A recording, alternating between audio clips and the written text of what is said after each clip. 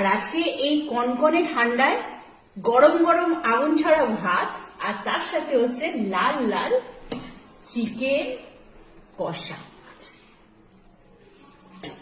আর এখানে যা কিছু দেখছো সব জোগাড় করেছি পিউ, মানে হচ্ছে আমি।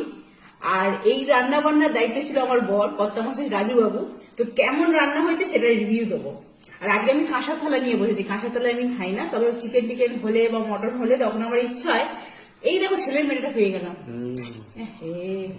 আমি এতক্ষণ ধরে খুঁজছিলাম। আর এরকম মাংসের সাথে এরকম লেগ পিস না হলে ওদের ক্যামেরার পাশে একজনের জিপ থেকে খেয়ে দেখি কেমন হলো।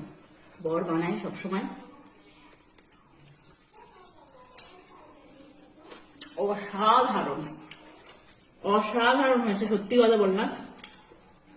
এত সুন্দর ও মাংসটা বানায়, মাংস কেন যে কোনো রেসিপির আগে ভীষণ সুন্দর বানায়, মানে মন ভরে যায়।